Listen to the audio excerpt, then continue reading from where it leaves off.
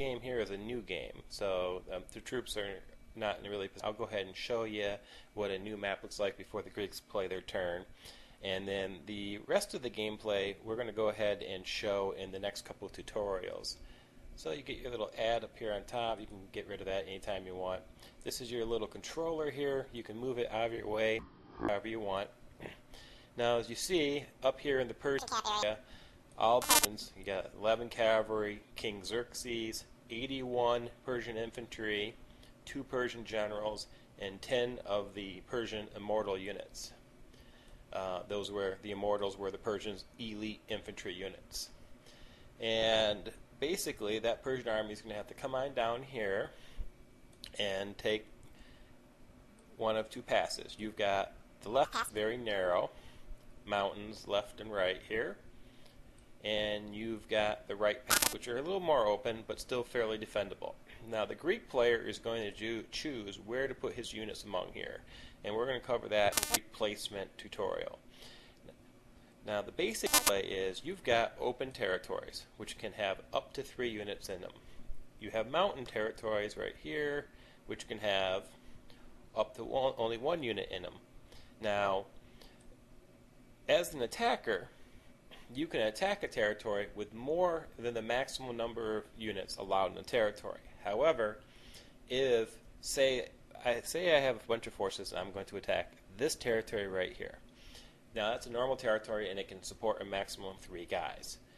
If I attack it with 6 guys, and say only 2 of my guys die due to the battle, normally I would have 4 guys survive that battle. Because this has a maximum hold of only 3 guys per 3 units per the territory, what's ultimately going to happen is one of my 4th guy is just going to die. And if you're the Persian player, that's going to count as a unit killed by the Greeks. Same for mountains. Mountains can only have 1 person in it, but if you attack with 2 or 3 and defeat the opponent, any surplus guys above 1 are going to just die. Now, mountains are a very key component of this battle. This is why the Greeks chose this particular pass, the pass at Thermopylae, because you had basically the Aegean Sea here and the bays for which the Persians were supplying their troops down the coastline. You have a couple narrow passes here, which is basically the Thermopylae Pass. Now, historically, the Greek army had actually drawn a defensive wall along this line and then held that line. In this game, there is no defensive wall, but it's basically presumed that you could, wherever you make your stand, you have that advantage. Part of what makes that possible is these mountain territories. Now, if you look at the map closely, you see mountain territories in 3 different shades. You have mountains here, which means they're elevation 1. From ground floor here, you may move into elevation 1. Then you have the slightly bigger mountains here, in a little darker shade, elevation 2. You may only move up to elevation 2 from elevation 1. So from here, you may move here. But you may not move up there from here. And then you have even the higher mountain zones, the darker color yet, and even the bigger mountain areas, elevation 3, which of course can only be reached from elevation 2.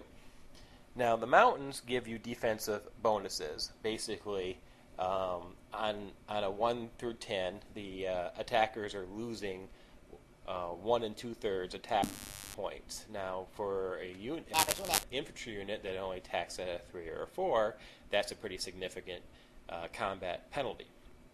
Now, the other thing the mountains are vital for the Greeks is the Greeks have to decide where to put their units. They have to decide which of their best fighters are going to hold the passes and which of their units are going to hold the mountains. Being very defensive gives them a lot easier to hold, but they're very vital to hold too.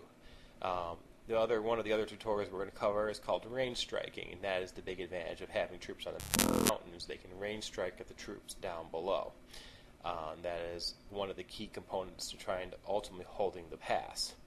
So that basically covers the basics. The one other thing we want to show you down here at the bottom of the map is we're going to scroll down, and there's 2 territories here, way at the bottom of the map, that say to Athens. And one is here, and the other is over here. This is the exit option for the Persian army. troops manage to fight their way all the way through the pass and reach those territories on any turn that the Persians move up to 3 guys, and a maximum of 3 guys into that territory, those guys will leave play. It means they're out of the battle, but also means that they're out of reach. Then the Greeks have no way to kill them. And hence that if enough Persians leave the battlefield, the Greeks cannot achieve their victory condition by killing enough Persian units. Basically put, if large numbers of units are exiting the battlefield on the south side of the battle, it means the Greek forces have lost their battle line and pretty much lost the battle. But if the remnants of the Greek army can still harass and kill enough Persian units before they can all leave the map, you might still achieve victory. Okay, well that's basically the intro of the game. We're going to go ahead and why don't you go ahead and watch. We got a Persian camp tutorial, a Greek placement tutorial, and a range striking tutorial. And in each of those tutorials, you'll see how each of the phases of the game are played. You only got 2 or 3 phases total per turn, so it's very simple. And